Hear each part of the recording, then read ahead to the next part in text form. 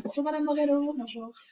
Oui, vous nous aviez demandé quelques conseils à moi et Laurana pour le post que vous aviez publié de porteur aux familles. Donc, vous avez penché un petit peu sur la question, puis on a décidé de trouver d'autres sources externes qu'on aurait publié l'offre dessus. Donc, pour commencer, nous avons trouvé la Corporation des thanatologues du Québec, qui est exclusive aux travailleurs du domaine funéraire. Donc, on s'est dit voulait aider justement les candidats potentiels à venir cibler leur recherche.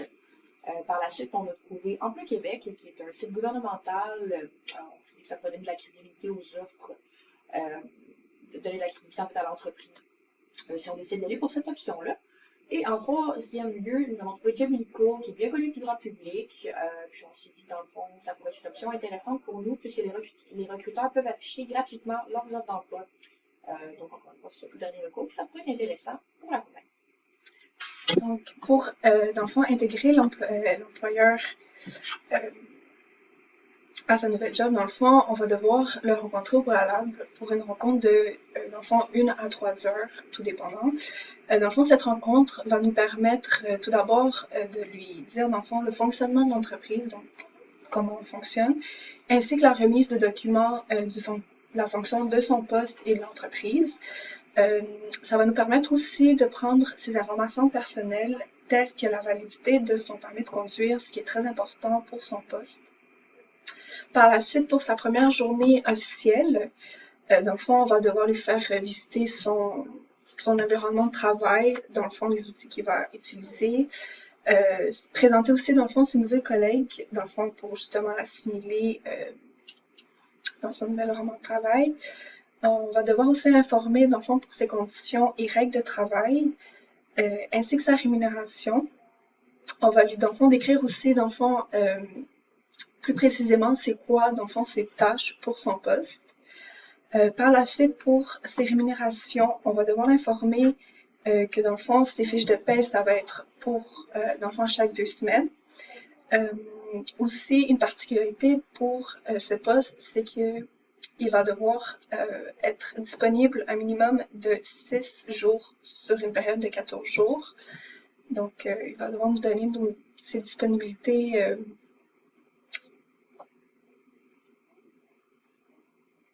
Il faut être bien certain qu'il soit Exactement, au premier. Et dans le fond, son salaire de 48 et 47 pour 3 heures. Oui, puis par la suite, c'est ça qu'on s'est dit, on regardait un peu, basé sur l'offre d'emploi que vous aviez donné, les qualités requises pour le nouvel employé. Donc, pour commencer, basé encore une fois sur l'offre, il serait vraiment impératif que l'employé ait une très bonne hygiène et une image personnelle soigné, puisque justement, ça va être le transporteur aux familles. Donc, le code vestimentaire de la compagnie va être respecté en tout temps pour continuer à démontrer notre professionnalisme, puis une unité au sein de notre entreprise. Son assiduité va être aussi très importante. Le transporteur, naturellement, va devoir rencontrer plusieurs familles sur son corps de travail. Il ne pourra pas se permettre d'être en retard dans ses tâches, puis de traîner un peu en arrière. Donc, ce serait vraiment les deux qualités qu'on aimerait qui soit focusé. Par la suite, au niveau relationnel, on aimerait quelqu'un naturellement qui a de l'écoute, qui a une capacité d'adaptabilité émotionnelle. C'est fortement encouragé parce qu'il y a considération que les familles viennent de nous être chères. Chaque individu réagit différemment. Donc, c'est pour quelqu'un qui soit à l'écoute des besoins des gens, qui ait une belle écoute active. Puis, il faut qu'il soit aussi prudent avec son moral à lui, parce que c'est quand même des lourdes émotions là, au quotidien. Donc, quelqu'un qui serait capable de bien gérer ça aussi. Pour ce qui est du cognitif, on aurait un employé, il faudrait idéalement en fait que l'employé engagé ait une bonne conscience organisationnelle et sociale, puisqu'il doit organiser le transport des urnes, des cercueils des défunts, des arrangements floraux, etc. Il va devoir aussi établir un ordre de priorité tout au long de la journée pour s'assurer du bon fonctionnement de l'horaire. Au besoin aussi, on va avoir besoin de quelqu'un qui soit capable d'adapter ses méthodes de gestion pour être en mesure justement de gérer les imprévus s'il y a quoi que ce soit. Donc, on va avoir besoin de quelqu'un qui va être bien organisé là-dessus. Donc, toujours dans la même lignée, on évoque l'organisationnel. On va avoir besoin de quelqu'un qui fait preuve d'autonomie, puisqu'il va passer généralement du temps soit avec un autre employé ou seul sur la route. Donc, il va falloir qu'ils prennent des décisions sans avoir besoin aussi de contacter régulièrement le supérieur. On est tous vraiment débordés dans l'entreprise. Donc, on a besoin de quelqu'un qui soit autonome autant que les employés ici avec nous. Donc, naturellement aussi, l'autonomie, il faut qu'il soit assidu avec rapporter les documents au bureau pour le transport des dépouilles.